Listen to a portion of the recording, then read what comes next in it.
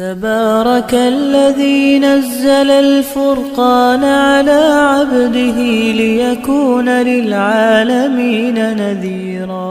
الحمد لله نحمده ونستعينه ونستغفره ونؤمن به ونتوكل عليه ونعوذ بالله من شرور أنفسنا ومن سيئات أعمالنا ونعوذ بالله من شرور أنفسنا ومن سيئات أعمالنا ونعوذ بالله من شرور أنفسنا ومن سيئات أعمالنا من يهده الله فلا مضل له ومن يضلله فلا هادي له ونشهد أن لا إله إلا الله وحده لا شريك له ونشهد أن سيدنا ومولانا محمدا عبده ورسوله صلى الله عليه وعلى آله وأصحابه وبارك وسلم تسليما كثيرا كثيرا.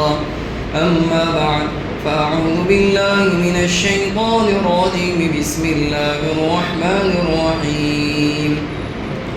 فتقبلها ربها بقبول حسن وأنبتها نباتا حسنا وكفلها زكريا كلما دخل عليها زكريا المحراب وجد عندها رزقا قال يا مريم أنى لك هذا قالت هو من عند الله إن الله يرزق من يشاء بغير حساب. صدق الله العظيم. محترم بھائی اور دوستوں، گزشتہ یہ بات بتلائی گئی تھی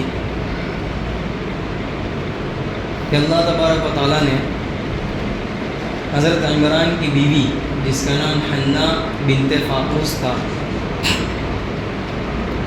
جنہوں نے یہ منت مانی تھی کہ میرے پیٹ میں جو بچہ ہوگا اسے اللہ کی عبادت کے لیے میں آزاد کر دوں گی، بیت المقدس کی خدمت کے لیے یہ منت مانی تھی. اور جیسا کہ سب تفصیل سے بتلایا کہ بجائے بیٹے کے بیٹی پیدا ہوئی تو اس کا نام مریم رکھا اور پھر اسے اللہ کی پناہ میں دیا، اور جیسا کہ اس تفصیل سے بتلایا جا چکا. اور پھر یہ بات بھی بتلائی تھی کہ انسان کو چاہیے کہ وہ اسے قبولیت کی فکر ہونی چاہیے. انسان کام تو کر لیتا ہے، نیکی کا کام بھی کرتا ہے، صدقہ خیرات بھی کرتا ہے، نماز پڑھتا ہے، یا اور بڑے سے بڑے کام یا چھوٹے سے چھوٹے کام نیکی کے، یہ سب انجام تو دے دیتا ہے، لیکن قبولیت کی فکر نہیں ہوتی کہ کہیں ایسا نہ ہو کہ یہ عمل میرے منہ پر مار دیا جائے اور اللہ کے یہاں قبول نہ ہو. ایسا بھی ہو سکتا ہے. تو انسان کو عمل کرنے کے بعد قبولیت کی بھی فکر ہونی چاہیے. اس سلسلے میں بھی ایک دو واقعہ بتایا حضرت ابراہیم علیہ السلام کہ آپ نے کعبۃ اللہ تعمیر کیا، اتنا بڑا کعبۃ اللہ تعمیر کرنے کے بعد بھی ربنا تقبل منا، کہیں ایسا نہ ہو کہ یہ عمل رد کر دیا جائے، اے اللہ قبول فرما. یہاں پر بھی عمران انہوں نے بھی دعا کی، منت مانگی اور مجھ سے قبول فرما یہ منت اور مجھے بیٹا عطا فرما. تو اللہ نے ان کی جو دعا دی، جو تمنا تھی وہ پوری کی. فتقبلها ربها بقبول حسن، رب نے اسے اس بچی کو اچھی طرح قبول کیا. جو پیدا ہوئی حضرت مریم تو انہیں اچھی طرح قبول کیا. وَأَنبَتَهَا نَبَاتًا حَسَنًا، اور اچھی طرح ان کی پرورش کی، ان کا نشو و نما کیا. حضرت مریم جو تھی ان کا جو نشو و نما ایک عام بچہ جس طرح پرورش پاتا ہے کہ وہ بتدریج بڑا ہوتا ہے، لیکن حضرت مریم کی جو پرورش تھی اور نشو و نما تھا، بڑھنا، وہ عام بچے کے مقابلے میں جلدی تھا، جلدی بڑی ہوئی عام بچے کے مقابلے میں. اسی طرح حضرت عائشہ رضی اللہ تعالیٰ عنہ کا بھی یہ حال تھا. ویسے ہر ایک کا یہ حال نہیں ہوتا، ایک بچہ ایک عام طور پر اس سال کے مطابق بڑھتا رہتا ہے، لیکن ان کی جو نشو و نما تھی وہ عام بچوں کے مقابلے میں جلدی تھی اور زیادہ تھی. حضرت عائشہ رضی اللہ تعالیٰ عنہ ان کی نشو و نما یہ بھی عام بچوں کے مقابلے میں ان کی بھی اللہ تعالیٰ نے جلدی نشو و نما ان کا کیا کہ 9 سال کے اندر ہی رخصتی کے قابل ہو گئی، 9 سال میں رخصتی کے قابل ہو گئی۔ تو اللہ تعالیٰ نے مریم علیہ السلام کو بھی اچھی طرح پڑھایا، عام بچوں کے مقابلے میں ان کی نشو و نما زیادہ تھی کہ جلدی بالغ ہو گئی، جلدی بڑی ہو گئی۔ وَكَفَّلَهَا زَكَرِيَّا، اور اللہ تعالیٰ نے زکریا علیہ السلام کو اس کا کفیل بنا دیا، اس بچی کا، حضرت مریم کا۔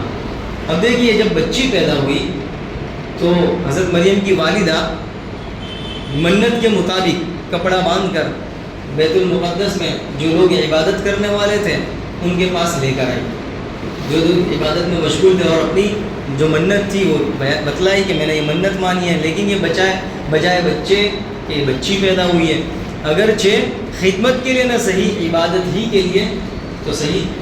تو وہاں جو موجود تھے ان کے پاس گئی اور یہ ساری چیزیں بتلائی، تو چونکہ ان کی جو منت تھی اس کے مطابق گویا کہ منت میں آگے پیچھے نہیں ہوئی، کیونکہ بچہ ہے، بچے کے لیے مانی تھی، بچی ہے تو بھی منت کے لیے تو آگے پیچھے نہیں، وہاں گئی۔ جب وہاں پہنچی اب کفالت کا بھی مسئلہ تھا، اس کا کفیل کون، کیونکہ اس کے والد تو تھے نہیں حضرت عمران، وہ امامت جو کراتے تھے بیت المقدس میں ان کے باپ تھے، وہ تو پیدائش سے پہلے ہی انتقال کر چکے تھے۔ تو وہاں جو لوگ تھے ان میں تنافس پیدا ہوا، ہر ایک یہ کہتا تھا میں اس کی پرورش کروں گا۔ اب ہر ایک کے اندر حضرت زکریا علیہ السلام وہ کہہ رہے ہیں کہ میں اس کا کفیل بنوں گا، میں اس کی پرورش کروں گا۔ اب جب تمام لوگ ہر ایک کہتا کہ میں کروں گا تو پھر یہ بات ہے وہی کہ قرآن اندازی ہوگی، قلم ہر ایک کے قلم لائے، منگائے اور اس کو جمع کیے اور اس کو ڈھانک دیا، اور پھر اس میں سے ایک بچے کو حضرت زکریا علیہ السلام نے ایک بچے سے کہا کہ تو ادھر آ اور اس میں سے ایک قلم نکال، اس میں سے ایک قلم نکالا تو حضرت زکریا علیہ السلام کے نام نکلا، تو آپ کو کفیل بنا دیا اللہ تعالیٰ نے۔ اسی طرح وَكَفَّلَهَا زکریا، اس لیے کہ ہر ایک کی خواہش اور تمنا تھی۔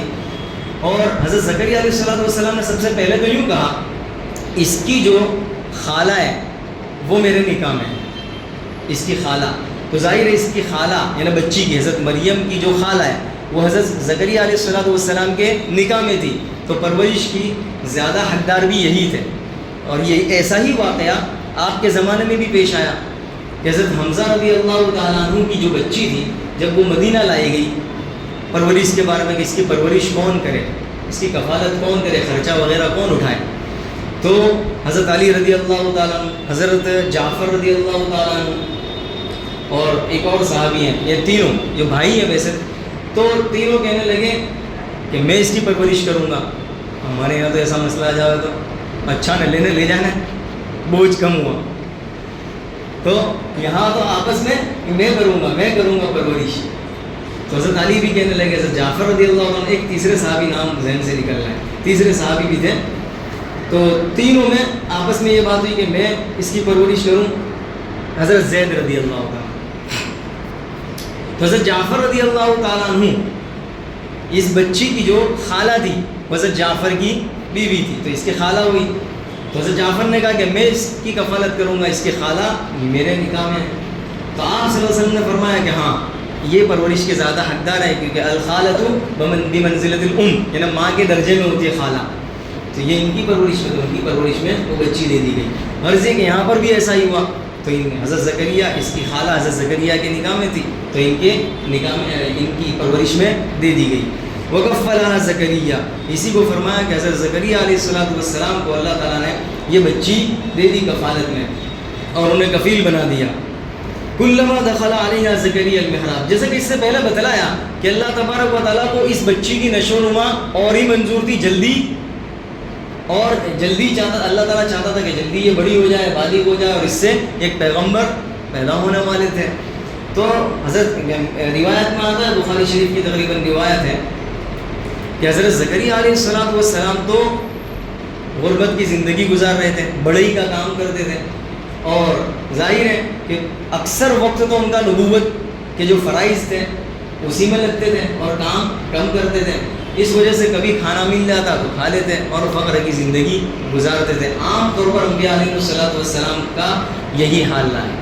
حضرت نبی علیہ السلام کا حال تو ہمارے سامنے ہی ہے، تو عام طور پر انبیاء علیہ السلام کا حال یہی رہا ہے۔ اب اس سے اندازہ لگا لیں نبی سے بڑا تو کوئی ہو نہیں سکتا، نبی سے گناہ ہو نہیں سکتا، نبی تو پاک صاف ہوتا ہے، اس کی زندگی پاک صاف، اس کا تعلق اللہ سے اتنا مضبوط، اور کانٹیکٹ کے ساتھ براہ راست وحی کے ذریعے انہیں بتلا دیا جائے۔ اب ایسے نبی کا حال ایسا، ایک دن کھائے اور دوسرے دن نہ کھائے، تو وہ تو شکایت نہیں کرتی کہ میری روزی تو کوئی نے بند نہیں کر دی، میرا کوئی نے ایسا تو جادو وادو تو نہیں کر دیا کہ یار تمہیں کھانا ہی نہیں ملتا، گھر والے بھی بھوکے سے، اور آپ سے کیا تو مہینہ چولہا نہیں جلتا تھا، مہینہ، جس کو ہم آسانی سے سن لیتے ہیں نا، مہینہ چولہا نہیں جلتا، نہیں جلتا ہوگا۔ ارے ایک دن اگر ہمارے یہاں دودھ نہ ہے نا، دودھ، اور چھوٹا بچہ ہو دودھ نہ پیے تو ہمارا کیا حال ہوگا، ہم خود اندازہ لگا لیں۔ ارے ایک دن پانی نہ ملے، صرف پانی، کھانا پینا بھی چھوڑ دو، صرف اگر ایک دن پانی نہ ملے تو ہمارا کیا حال ہو جاتا ہے۔ 14 گھنٹے کے جو روزے رکھتے ہیں گرمی میں، سخت گرمی کے اگر روزے ہوں، اور اس وقت آدمی کام کرتا ہے تو کام کرتے کیسا تھک جاتا ہے، بلکہ کام کم کر دیتا ہے، سوتا جاتا ہے، اس لیے کہ روزہ ہی نہ لگے، اور صبح میں سحری ہو تو حالانکہ پیاس پوری ہو گئی ہے پھر بھی ایک ٹھوک تو ہو، ایک اور زیادہ، تاکہ پیٹ بالکل کمپلیٹ ہو جائے، پھر بھی پیاس تو لگتی ہی ہے۔ تو ہم ذرا اندازہ لگا لیں ان انبیاء علیہ السلام کا تو یہ حال تھا، پھر بھی وہ کوئی شکوہ شکایت نہیں، اور کسی کے پاس جانا نہیں، بلکہ شکوہ شکایت جو کچھ کہنا ہے صرف اللہ تعالیٰ کو۔ میں بتلانا یہ چاہتا ہوں، عام طور پر ہمارے یہاں کیا ہوتا ہے، اگر روزی کے سلسلے میں شکایت ہو تو فوراً توجہ، کوئی نہ کچھ کر دیا، کوئی کا کو بیٹھے بیٹھے کرے گا، جنات ماموں چلے آ جاتے ہیں، تو کوئی کچھ کرتا ورتا نہیں ہے۔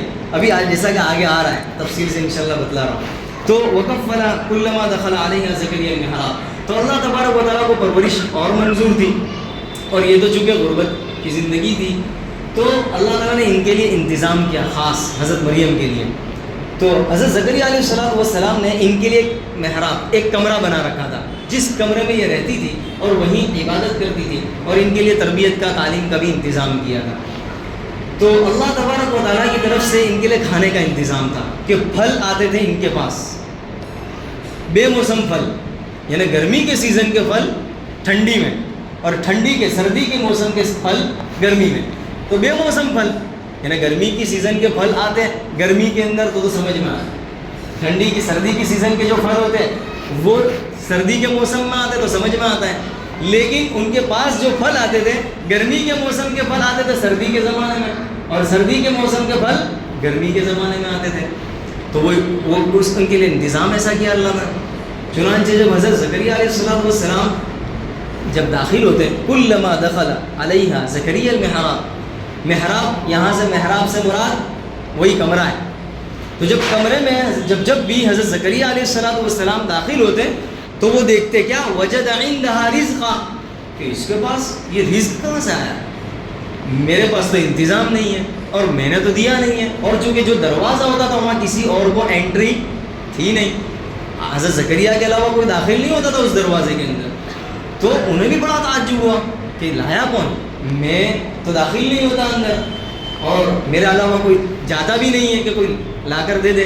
وجد عندها رزقا، تو انہیں بڑا تعجب ہوا، قال یا مریم، تو انہوں نے مریم سے کہا، اے مریم، انا لکی ھذا، یہ تیرے پاس کہاں سے آیا، یہ بے موسم پھل یہ کون دے گیا، کہاں سے آیا، قالت هو من عند اللہ، تو وہ کہنے لگی یہ اللہ تعالیٰ کی طرف سے، یعنی اللہ کی طرف سے یہ انتظام تھا جو ان کے لیے کیا گیا تھا، تو اللہ تعالیٰ کے لیے کوئی بعید نہیں ہے۔ ایسا ہی جملہ حضرت فاطمہ نے بھی نقل کیا تھا، جب حضرت نبی علیہ السلام ایک مرتبہ حضرت فاطمہ کے گھر گئے، فاطمہ رضی اللہ تعالیٰ عنہ کے گھر تشریف لے گئے، بھوک کا عالم تھا، بھوکے تھے، تو یہ سوچ کر کہ حضرت فاطمہ کے یہاں کچھ ہو تو وہاں کھا لیں، تو آپ فاطمہ رضی اللہ تعالیٰ عنہ کے یہاں گئے اور کہنے لگے کہ کچھ ہے کھانے کے لیے۔ اب دیکھیے اتنے بڑے بڑے گھرانے ہیں جن کا حال یہ ہے، یعنی جن سے تو کوئی ہم اندازہ لگائیں ان کے جیسا کوئی پیدا نہیں ہو سکتا، کوئی پیدا نہیں ہو سکتا، قیامت تک کوئی پیدا نہیں ہوگا۔ حضرت فاطمہ رضی اللہ تعالیٰ عنہ یہ تو جنتی عورتوں کی سردار، ہونا تو یہ چاہیے کہ انہیں تو 5 اسٹار ہوٹل میں رکھا جاتا، 5 اسٹار ہوٹل، کیونکہ وہاں جنتی عورتوں کی سردار تو پھر یہاں پر بھی 5 اسٹار میں رکھا جاتا، ہونا تو یہی چاہیے تھا نا، قاعدہ بھی یہی ہے، لیکن دیکھیے اتنے بڑے سردار، اور یہاں پر نبی علیہ السلام تمام انبیاء کے سردار، اور آپ کی جو صفات اور آپ کے فضائل یہ سب اپنی جگہ، لیکن دیکھیں ان گھرانوں کا حال، آپ فقر و فاقہ سے تھے, بھوک لگی ہوئی تھی تو فاطمہ کے یہاں تشریف لے گئے, اور وہاں بھی کھانے کے لیے کچھ نہیں, تو کہا ابو جان کچھ بھی نہیں, آپ چلے گئے. اور پھر کچھ دیر کے بعد حضرت فاطمہ رضی اللہ تعالیٰ عنہ کی جو پڑوسن وہ 2 روٹی چھوٹی چھوٹی اور ایک گوشت کا چھوٹا ٹکڑا دے گی. تو حضرت فاطمہ رضی اللہ تعالیٰ عنہ نے بچوں کو کھلانے کے بجائے پیغام بھیجا حضرت نبی علیہ السلام کے پاس کہ کچھ کھانا آیا ہے, آپ آ جائیں. تو حضرت نبی علیہ السلام تشریف لائے اور آپ سے کہا کہ دیکھو یہ کھانا آیا ہے. تو آپ نے فرمایا ابھی تو کچھ تھا نہیں, ابھی تو آ کر گیا, کچھ تھا نہیں, اب یہ کہاں سے آیا. تو انہوں نے بھی ایسا ہی جواب دیا, ایسا ہی جملہ جیسا کہ حضرت مریم نے کہا تھا, انا لکی ھذا فقالت هو من عند اللہ, کہ یہ جو اللہ تعالیٰ کی طرف سے. تو انہوں نے بھی یہی کہا حضرت فاطمہ نے کہ اللہ کی طرف سے ہے. تو اور یہ جو کھانا تھا وہ اتنا بابرکت تھا کہ آپ نے حضرت نبی علیہ السلام کے حوالے کر دیا کہ یہ کھانا ہے. تو اس میں اتنی برکت تھی کہ آپ نے بھی کھایا, حضرت فاطمہ نے, حضرت حسن حسین رضی اللہ تعالیٰ عنہ نے انہوں نے بھی کھایا, اور پھر بھی کھانا بچ گیا. حالانکہ کھانا تو ایک آدمی بھی اگر بھوکا آدمی ہو تو اس کے لیے تو یہ تو کوئی چیز نہیں ہے, اس کے لیے تو یہ کھانا بھی کم ایک آدمی کے لیے تو. لیکن اس میں اتنی برکت ہو گئی کہ سب نے کھایا اور پھر پڑوسیوں میں بھی تقسیم کیا, اس قدر اس میں برکت ہوئی. حضرت نبی علیہ السلام نے پھر فرمایا کہ اللہ تعالیٰ نے تجھے حضرت مریم کا شبیہ بنایا, یعنی حضرت مریم جیسا کہ حضرت مریم نے بھی یہی جواب دیا تھا, قالت هو من عند اللہ, اور تم نے بھی یہی جواب دیا. جب اللہ کے نبی نے پوچھا تو یہی جواب دیا, هو من عند اللہ. غرض یہ کہ حضرت مریم علیہ السلام نے یہ کہا قالت هو من عند اللہ, کہ یہ جو کچھ بھی بے موسم پھل ہے یہ سب اللہ کی طرف سے آتے ہیں. ان اللہ یرزق من یشاء بغیر حساب. اس جملے کو ہم نوٹ کر لیں. ان اللہ, حقیقت یہی ہے کہ اللہ تبارک و تعالیٰ جسے چاہتا ہے دے دیتا ہے بغیر حساب کے. اب اس کے لیے ایسا نہیں ہے کہ اس کے لیے کہاں سے آتا ہے کہ مٹی میں ہاتھ ڈالتا ہے تو سونا نہیں, یہ ایسا ہے کہ سونا اور وہ مٹی بن جاتا ہے, یعنی اس کا کوئی ریٹ ہی نہیں آتا. جہاں ہاتھ ڈالتا ہے وہاں 1 لاکھ کی موڑی ڈالتا ہے, آتے 20,000, اور یہ 20,000 ڈالتا ہے اور 2 لاکھ لے کر آتا ہے. ان اللہ یرزق من یشاء بغیر حساب. یہ سب اللہ تبارک و تعالیٰ ہی کے قبضے قدرت میں, رزق اللہ کے قبضے قدرت میں ہے. وہ جس کے لیے چاہتا ہے اور جتنا چاہتا ہے دے دیتا ہے, کسی کو بغیر حساب کے دے دیتا ہے, انسان کے تصور میں نہیں آتا. حقیقت تو یہی ہے. اسی لیے میں بار بار کہہ رہا تھا کہ بھائی روزی کوئی باندھتا وانتا نہیں ہے. انسان اللہ کو باندھ لے ساری چیزیں بن جائے گی, لیکن انسان اللہ کو چھوڑ کر مخلوق کی طرف نظر کر کے تو پھر یہی اسی میں چکر میں پھنسا رہے گا. بس کسی نے کچھ کر دیا, کسی نے کچھ ہو گیا, اور یہ ہو گیا اور پتہ نہیں کیا ہو گیا, کچھ ہوتا نہیں ہے. انسان اشرف المخلوقات ہے اور اللہ تعالیٰ نے اسے اشرف المخلوقات بنایا. اس کے لیے ساری تعلیمات ہیں. اللہ اور اس کے رسول کی تعلیمات پر جو عمل کر لے کوئی اس پر قابو پا سکتا نہیں ہے. اللہ نے ساری چیزیں بدلا دی. تو اس لیے ہمیں یہ جملہ یاد رکھنا چاہیے, ان اللہ یرزق من یشاء بغیر حساب. اللہ تعالیٰ جسے چاہتا ہے بغیر حساب کے روزی دے دیتا ہے. ہنالک دعا زکریا ربہ. اب دیکھیے یہ جو واقعہ پیش آیا کہ زکریا علیہ السلام نے دیکھا کہ بغیر موسم کے پھل آ رہے ہیں, یہ جو واقعہ پیش آیا اس وقت حضرت زکریا علیہ السلام کی جو عمر تھی, ایک روایت کے مطابق 77 اور ایک روایت کے مطابق 100 سال. تو یہ ان کی عمر تھی. جب انہوں نے دیکھا کہ یہ بغیر موسم کے پھل کوئی لانے والا نہیں آ رہے ہیں, تو ان کے دل میں خیال آیا کہ اللہ کی قدرت ہے, اللہ کی قدرت ہی کی طرف سے یہ سب. اللہ کی قدرت, اللہ بڑا قادر قدرت ہے کہ جس نے یہ معاملہ کیا اور ان کے لیے کھانے کا انتظام کر دیا. تو چونکہ انہیں اولاد کی خواہش اب امنگ ہے, اولاد کی خواہش پیدا ہو.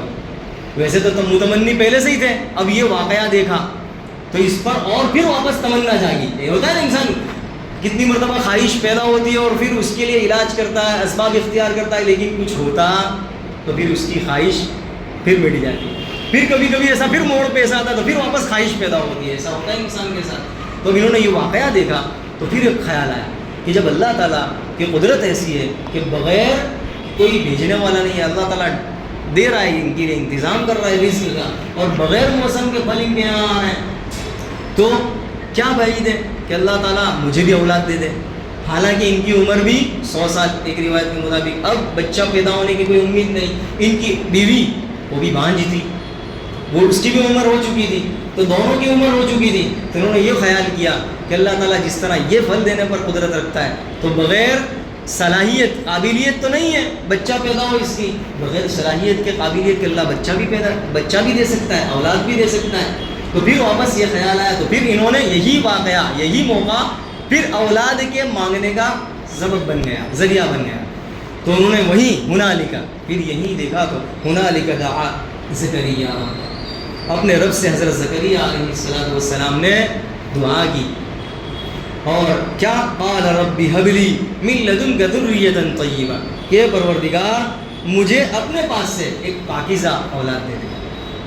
اب دیکھیے یہ پورا تفصیل سے واقعہ حضرت سورہ مریم کے اندر 16ویں پارے میں بیان کیا، سورہ تفصیل سے ان کی دعا بھی بیان کی ہے کہ حضرت زکریا علیہ السلام نے فرمایا انی خفت الموالی من ورائی وکانت امراتی. اس سے پہلے ہے اذ نادى ربه نداء خفیا، کہ چپکے دل ہی دل میں اللہ تعالیٰ سے پکارا. کیا پکارا؟ انی اذ نادى ربه نداء خفیا قال ربی انی وهن العظم منی، کہ اللہ میری ہڈیاں تو بھول گئی ہیں، اور واشتعل الرأس شیبا، اور میرے بال بھی سفید ہو گئے ہیں. ولم اکن بدعائک رب شقیا، اور تو میری اس دعا کو رد بھی نہ فرما. ولم اکن بدعائک رب شقیا، اور پھر آگے فرمایا وانی خفت الموالی من ورائی، اور چونکہ اپنی نسل کو چلانا چاہتے تھے. یہ کیوں چلانا چاہتے تھے؟ اس لیے کہ یہ نبوت کا کام لے کر چلے ہیں. اب یہ نبوت کا کام کون سنبھالے گا؟ یہ آگے کا کام، دین کا کام اور لوگوں کو راہ راست پر لانے کا کام کون سنبھالے گا؟ تو انہیں اندیشہ ہوا وَإِنِّي خِفْتُ الْمَوَالِيَ مِنْ وَرَائِي، کہ میرے بعد میرے رشتہ دار میں سے کوئی ایسا ہے نہیں، سب کے سب برے ہیں، برائیوں میں مبتلا ہیں، تو کوئی ایسا ہے نہیں کہ جو اس کام کو لے کر آگے چلے. اور میری کوئی اولاد نہیں ہے، نہ کوئی بچہ ہے، کوئی اولاد نہیں ہے کہ وہ اس کام کو لے کر آگے چلے. جب انہوں نے اندیشہ محسوس کیا تو پھر اللہ تعالیٰ سے انہوں نے پھر دعا کی کہ پروردگار تو مجھے اولاد عطا فرما. تو اصل پس منظر یہ، اس میں دیکھ کے 2 سبق ہے وہ انشاءاللہ بتلا رہا ہوں. تو کیا کہا؟ قال ربی هب لي من لدنك ذرية طیبہ، کہ اپنے پاس سے پاکیزہ اولاد عطا فرما. پاکیزہ یعنی نیک، کہ جو نیک ہو، صالح ہو، اور جس کے اندر اچھے اخلاق ہو. طیبہ کے اندر سب آ گئے، اچھے اخلاق ہو، نیک خوبی ہو، اور ساری بھلائیاں اور خوبیاں اس میں موجود ہو، ایسی پاکیزہ اولاد عطا فرما. اس لیے کہ اگر پاکیزہ اور نیک اولاد ہوگی، صالح ہوگی، تو وہی اس مشن کو لے کر آگے بڑھے گی. اور اگر بری اولاد ہوگی تو وہ تو کام کو بگاڑ کر رکھ دے گی. تو اسی طرح ہم دیکھتے ہیں اگر اچھی اولاد ہو تو اچھی اولاد ہونے کی وجہ سے آنکھوں کی ٹھنڈک بنتی ہے، اور اگر بری اولاد ہو، جو یوں سمجھیے کہ نافرمان اولاد، جو سر کا درد ہو، وہ ایسی ہوتی ہے جیسے گلے کے اندر کانٹا اٹک جائے، نہ اسے باہر پھینک سکتا ہے انسان، نہ اسے نگل سکتا ہے، بالکل کانٹا جو حلق میں پھنس جاتا ہے. اسی طرح اولاد ہوا کرتی ہے. جیسے کہ بہت سے لوگ ہیں جو اپنی اولاد سے ایسے پریشان ہیں کہ اسے نہ نکال سکتے ہیں نہ اور کچھ علاج اس کا کر سکتے ہیں. تو اللہ تعالیٰ سے تو اسی لیے مانگنا یہی چاہیے. دیکھیے 2 مقصد ہیں ان کے. ایک تو اولاد مانگنے کے لیے، اولاد دیکھیے ان کا مقصد تھا اولاد اس لیے دے کہ تاکہ وہ اس مشن کو لے کر چلے. اور آج ہماری خواہش یہ ہوتی ہے کہ اولاد دے تاکہ کوئی وارث تو بنے، 1 کروڑ بچا کے تو رکھے، اور 1 کروڑ کو 2 کروڑ، اور نسل کے نسل کماوے، اور نسل کے نسل 7 نسل مل کے کھا لے. یہ ارادے ہوتے ہیں. ایک یہاں پر ان کا ارادہ اور ایک ہمارا ارادہ. اور دوسری بات، جب بچہ پیدا ہو اس سے پہلے بھی دعا کرنی چاہیے کہ اے اللہ بچہ کیسا دے. دعا کرنی چاہیے بچے کی پیدائش سے پہلے ہی، حمل کے دوران، حمل سے پہلے ربی هب لي، یہ دعا کرنی چاہیے. من لدنک ذریۃ طیبہ، اے اللہ پاکیزہ نیک اولاد عطا فرما. اور جب پیدا ہو جاوے اس کے بعد بھی یہ دعا کرنی چاہیے جیسے کہ نیک لوگوں کی دعا کے اندر یہ ہے. نیک لوگ اور متقی یہ دعا کرتے ہیں ہر نماز کے بعد، بلکہ یہ دعا کرنی چاہیے ربنا هب لنا من ازواجنا وذریاتنا قرۃ اعین واجعلنا للمتقین اماما، کہ اے اللہ میری اولاد کو، میرے بیوی بچوں کو آنکھوں کی ٹھنڈک بنا، کہ میں انہیں دیکھوں تو آنکھ ٹھنڈی ہو جائے، کلیجہ ٹھنڈا ہو جائے. آدمی یوں ہی باہر سے آتا ہے اتنے جھمیلے لے کر، کاروبار سے، نوکری سے، اور پھر گھر آ کر دیکھے پھر لڑائی جھگڑا، پھر یہ کچھ ادھر جا رہا ہے، بچے کو دیکھو تو وہ نافرمان ہے، بیوی کو دیکھو تو وہ اپنے خلاف جا رہی ہے. جب ایسا ماحول ہو تو پھر ایسے ماحول میں انسان کی آنکھ ٹھنڈی کیا ہوتی ہے، بلکہ اور آنکھ مزید تو باہر سے گرم کر کے آتا ہے دماغ وغیرہ، یہاں اگر ڈبل گرم. تو اب اسی کو کہا قرۃ اعین، آنکھ ٹھنڈی ہو جائے. اور آنکھ ٹھنڈی کب ہوگی؟ جبکہ اولاد ہے، بیوی بچے ہیں، وہ فرما بردار ہوں اور ماننے والے ہوں، اور وہ نیکی کے کام کو انجام دینے والے ہوں. نیکی کے کام کو انجام دینے والے ہوں گے تو آنکھ ٹھنڈی ہوگی. نماز پڑھتے ہیں بھائی، روزہ رکھتے ہیں بھائی، زکوٰۃ دیتے ہیں، یا ایک اور دیگر نیکی کے کام کرتے تھے، انسان کی آنکھ ٹھنڈی ہوگی. تو یہاں پر دیکھیے قال رب هب لي من لدنك ذرية طيبة انك سميع الدعاء، بے شک تو دعا کو سننے والا ہے. اب دیکھیے دعا بھی مانگنی چاہیے، اور دعا مانگنے کے بعد یہ نہیں، سب سے پہلے ہمیں اپنے لیے دیکھیے یہاں پر بھی دوسرا واقعہ یہ بیان کیا جا رہا ہے. اس سے پہلے حضرت عمران کی بیوی، انہیں بھی تو اولاد نہیں ہو رہی تھی. دیکھیے اللہ کی قدرت سے اولاد ہوئی، حضرت مریم پیدا ہوئی. پھر اسی طرح دوسرا واقعہ حضرت مریم کا جو معجزہ، کرامت دیکھی. کرامت کیا دیکھی؟ بغیر موسم کے پھل آ رہے، یہ کرامت دیکھی. اس کرامت کو دیکھ کر پھر حضرت زکریا، انہیں بھی اولاد نہیں ہو رہی تھی، ان کی عورت بیوی بھی بانجھ تھی، 100 سال کی عمر تھی، لیکن اللہ کی قدرت پھر بچہ دیا. تو بچہ دینے پر اور اللہ تعالیٰ سب کچھ کرنے پر قدرت رکھتا ہے. جیسے کہ ڈاکٹر لوگ یوں بھی کہتے ہیں کہ تھائرائڈ میں بچہ ہوتا نہیں ہے، ویسے نہیں ہوتا، لیکن ایسے کیسز بھی ہیں تھائرائڈ میں ہونے کے بعد، تھائرائڈ اس کے باوجود بچہ پیدا ہو رہا ہے. تو اللہ تعالیٰ کی شان ہے، اللہ قدرت والا ہے، وہ سارے پلان پھیل بھی کر سکتا ہے. یہ اور بات ہے کہ جو ایک قانون چلتا ہے، اللہ اس قانون کے تحت تو ساری چیزیں چلے گی. ایک انسان ہے زہر بھی، اور یہ کہے گا بسم اللہ کہے گا کچھ نہیں ہوگا. بھائی زہر ہے، وہ اپنا اثر تو کر کے ہی رہے گا، ایسا نہیں ہے. تو ایک قانون ہے، اس قانون کے تحت زندگی اور چل رہا ہے. لیکن خرق عادت اللہ کی طرف سے کچھ اور معاملات بھی پیش آ جاتے ہیں اللہ کے نیک بندوں کے ساتھ. انبیاء کے ساتھ اگر ایسی چیزیں پیش آئے تو اسے معجزہ کہا جاتا ہے. اور اگر اللہ کے نیک بندوں کے ساتھ ایسی چیز پیش آئے کہ عام طور پر ایسا ہوتا نہیں ہے. کوئی جبریل، ہمیں آج تک کوئی جبریل دیکھا کہ مصلی کے نیچے سے نماز پڑھی اور آدھا گھنٹہ پوری رات اور دیکھا نیچے ہے کہ نہیں کچھ، تو کوئی دینے والا آتا نہیں، ایسا کچھ ہوتا. تو یہ خرق عادت کبھی کبھی ایسا ہو جاتا ہے تو اسے کرامت کہا جاتا ہے. فرض یہ کہ حضرت مریم، تو یہاں پر اللہ تعالیٰ قدرت والا ہے، جیسے کہ ہم نے دیکھ لیا سارا کا سارا سب اللہ تعالیٰ ہی سے ہوتا ہے. ہمیں اللہ تعالیٰ ہی کی طرف نظر کرنی چاہیے، کسی اور کی طرف نظر نہیں کرنی چاہیے. اگلی آیت میں پورا تفصیل ہی سے یہ واقعہ ہے کہ حضرت زکریا علیہ السلام نے جو دعا کی، ان کی دعا قبول ہوئی اور کیسے قبول ہوئی، اسی کو آگے بیان کیا. اللہ تعالیٰ مجھے اور آپ کو عمل کی توفیق عطا فرمائے. وآخر دعوانا الحمدللہ رب العالمین. سبحانك اللهم وبحمدك وتبارك اسمك وتعالى جدك ولا إله غيرك لا إله إلا الله الحليم الكريم سبحان الله رب العرش العظيم. أسألك موجبات رحمتك وعزائم مغفرتك والغنيمة من كل بر والسلامة من كل إثم. لا تدع لنا ذنبا إلا غفرته ولا هما إلا فرجته ولا كربا إلا نفسته ولا ضرا إلا كشفته ولا حاجة هي لك رضا إلا قضيتها ويسرتها يا أرحم الراحمين. اے اللہ ہمارے گناہوں کو معاف فرما، خطاؤں سے درگزر فرما. یقیناً ہم گنہگار ہیں، خطا کار ہیں. اے اللہ سر کے بالوں سے لے کر پیر کے ناخن تک گناہوں کی گندگیوں میں ملوث ہیں، گناہوں کی گندگیوں میں ڈوبے ہوئے ہیں. اے اللہ تو خوب جانتا ہے کہ ہماری زندگیاں کیسی گزر رہی ہیں. اے اللہ ہم کیسے نافرمان ہیں. اے اللہ تجھے کتنا ناراض کیے ہوئے ہیں. اے اللہ تیرا ہی کھا کر ہم تیرے ہی نافرمانی کیے ہوئے ہیں. اے اللہ ہماری زندگیاں ایسی ہی چل رہی ہے. اے اللہ ہم نے بہت ناراض کیا. اے اللہ ایک ایک عضو اے اللہ گناہوں کا شکار ہے. اے اللہ کوئی عضو ایسا نہیں جو تیری اے اللہ فرما برداری کر رہا ہو. اے اللہ سارے اے اللہ ہمیں اللہ سرتا پا گنہگار ہیں، گناہوں کی گندگیوں میں ملوث ہیں. اسی وجہ سے ہم پریشان ہیں، دنیا میں ہم خوب پریشان ہیں. اے اللہ مارے جا رہے ہیں، کاٹے جا رہے ہیں. اے اللہ جو جس کے جی میں جو چاہتا ہے وہ کر گزرتا ہے. اے اللہ یہی حال مسلمانوں کا ہو چکا. اے اللہ انہی گناہوں کی نحوست سے اے اللہ ہمارا حال بدتر سے بدتر ہو رہا ہے. اے اللہ ہمارے حالات کو درست فرما دے، اے اللہ ہمیں گناہ سے بچنے کی توفیق عطا فرما دے، تیرے علاوہ ہمیں کوئی گناہ سے نہیں بچا سکتا، اے اللہ کوئی نہیں بچا سکتا، لا حول ولا قوت الا باللہ، نہ اے اللہ گناہ سے کوئی بچا، تیرے علاوہ نہ کوئی گناہ سے بچا سکتا ہے، نہ نیکی کی طاقت اور قوت اے اللہ ہمیں دے سکتا ہے، اے اللہ ہم تیرے محتاج ہیں، تیری مدد کے بغیر ہم تو کچھ بھی نہیں کر سکتے، نہ گناہ سے بچ سکتے ہیں، نہ نیکی کے کام کو انجام دے سکتے ہیں، نہ اے اللہ سبحان اللہ جیسا بھی نہیں کہہ سکتے، تیری توفیق کے بغیر تو ہم کچھ بھی نہیں کر سکتے، اے اللہ ایک چونی بھی خرچ نہیں کر سکتے، اے اللہ یہ سب کچھ ہے، سب تیری توفیق کے ساتھ ہے، تیری توفیق کے بغیر کچھ نہیں ہو سکتا، اے اللہ ہمیں معاف فرما دے، پوری امت محمدیہ کو معاف فرما دے، پوری امت محمدیہ پریشان ہے، اے اللہ ہر جگہ مسلمان پریشان ہیں، فلسطین میں مسلمان پریشان ہیں، غزہ میں مسلمان پریشان ہیں، اے اللہ 70-75 سال ہو چکے، سال ہا سال سے اے اللہ پریشانی کے شکار ہیں، اے اللہ ظلم ڈھائے جا رہے ہیں،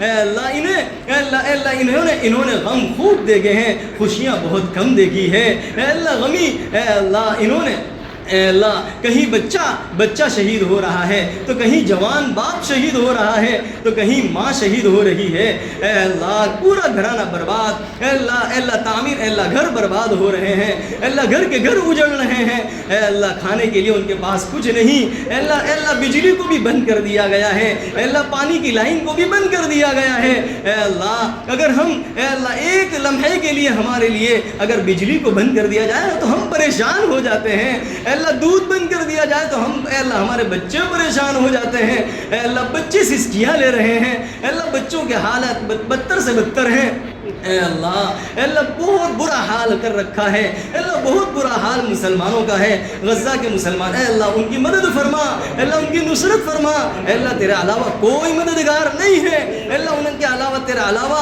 کوئی دنیا میں مدد کرنے والا نہیں ہے، اے اللہ کوئی پرسان حال نہیں ہے، اے اللہ ہم بھی کچھ نہیں کر سکتے، اے اللہ ہم تو صرف دعا ہی کر سکتے ہیں، اے اللہ ہم تو اس کے علاوہ کچھ بھی نہیں کر سکتے، اے اللہ صرف ان کے لیے دعا کر سکتے ہیں، اے اللہ ہم دعا کر رہے ہیں، اے اللہ ان کی مدد اور نصرت فرما، تو قادر مطلق ہے، اے اللہ تو قدرت والا ہے، اے اللہ تو نہ ہونے والے کام کو کر سکتا ہے، انجام دے سکتا ہے، اے اللہ اگرچہ ان کے پاس کھانے پینے کے لیے کوئی سامان نہیں ہے لیکن اے اللہ تو قدرت والا ہے، تو سب کچھ کر سکتا ہے، اے اللہ ان کے لیے انتظام فرما دے، اے اللہ ان کے لیے انتظام فرما دے، اے اللہ انہیں چین سکون نصیب فرما، پریشانیوں سے نجات عطا فرما، اے اللہ ظالم کے ہاتھ کو ظلم سے روک لے، اے اللہ ظالم کے ہاتھ کو ظلم سے روک لے، اے اللہ اگر اس کے مقدر نے ہدایت لکھی ہے تو اے اللہ اسے ہدایت عطا فرما، ورنہ اے اللہ ایسے کیڑوں کو دنیا سے پاک اور صاف فرما دے، اپنی زمین کو پاک اور صاف فرما دے، اے اللہ زمین کو پاک اور صاف فرما دے، اے اللہ زمین کو پاک اور صاف فرما دے،